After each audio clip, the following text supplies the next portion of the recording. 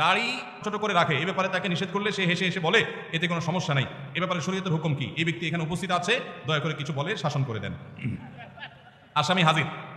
ভাইরা আমার, দাড়ি লম্বা করা এটা নবী সাল্লাল্লাহু আলাইহি ওয়াসাল্লামের নির্দেশ। তিনি বলেছেন আফুল্লুহা আরফুল্লুহা, তোমরা দাড়িকে ছেড়ে দাও।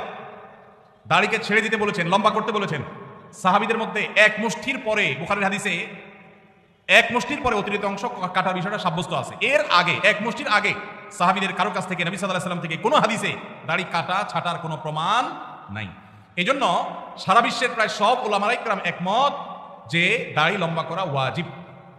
কিছু ইখতিলাফ আছে, আরবের কিছু আলেমদের ভিন্ন মত আছে। বেশিরভাগ আলেমদের মতে হলো দাড়ি লম্বা করা কি ওয়াজিব। ইজিপশিয়ান কিছু আলেমদের ভিন্ন মত আছে, আরো কিছু আলেমদের ভিন্ন মত আছে। বাকি মেজরিটি আলেমদের মত হলো ওয়াজিব। আমরা বলি দাড়ি রাখা সুন্নাত, সেটা সুন্নাত এই অর্থে নবীজিও দাড়ি রেখেছেন, সেই হিসাবে সুন্নাত। কিন্তু তিনি নির্দেশ করলে সেটা কি হয়ে যায়? সেটা আমভাবে ওয়াজিব হয়ে যায়, সেই হিসাবে দাড়ি রাখা ওয়াজিব। অতএব ভাই, যদি কেউ মনে করে দাড়ি না রাখলে সমস্যা নাই, তার কাছে সমস্যার ডেফিনিশনটা কি, সংজ্ঞাটা কি? কেউ তো বলতে পারে নামাজ না পড়লেও সমস্যা নাই, কিন্তু একজন মুসলমান মনে করবে আল্লাহ নবীর ওয়াজিব তরক করলে সমস্যা আছে না নাই? আছে। কিয়ামতের ময়দানে তার জন্য জবাবদিহি করতে হবে কি হবে না? হবে।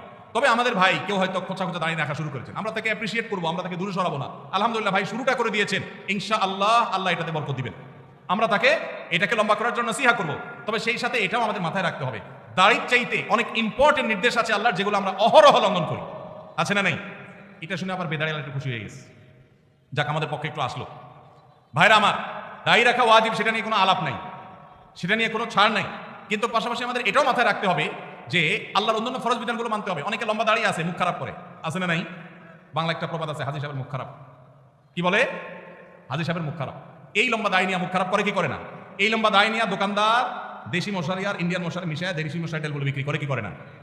তাহলে দাড়ি আছে, তিনি ওয়াজিব আমল করেছেন, সবও পাবেন। কিন্তু যেই কাজটা করছেন ওইটা দাড়ি রেখে যে সব পাচ্ছেন তার চেয়ে অনেক বেশি ক্ষতি তিনি করছেন ওই কাজটা করে, ঠিক না? ঠিক।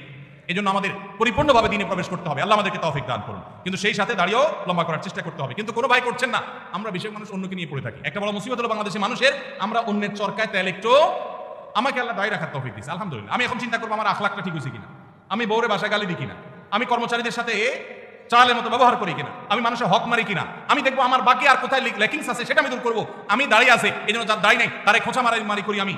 এটা তো কোনো মুসলমানের কাজ হতে, আমি চাইবো আমার ভাই দাড়ি লম্বা হোক, কিন্তু সেই সাথে আমি চাইবো আমার আরো যে দুর্বলতা আছে সেগুলো যেন দূর হয়। আল্লাহ আমাদেরকে আমাদের তৌফিক দান করুন। মেসেঞ্জার গ্রুপ চ্যাটিং এ SMS এর মাধ্যমে ইজাব কবুল হয়েছে, দুজন সাক্ষীও ছিল মেসেঞ্জারে, কোনো মোহর উল্লেখ করা হয়নি। এখন বিবাহ হয়েছে কিনা, মেয়ের বয়স 13 বছর। আজকাল আমাদের অনেক যুবকরা আল্লাহর শরীয়তের সাথে তামাশা করে, তামাশা। এগুলো আল্লাহর শরীয়তের সাথে কি তামাশা? দিন কোনো ফাইজলামির নাম না ভাইরা আমার, সিরিয়াস ইস্যু।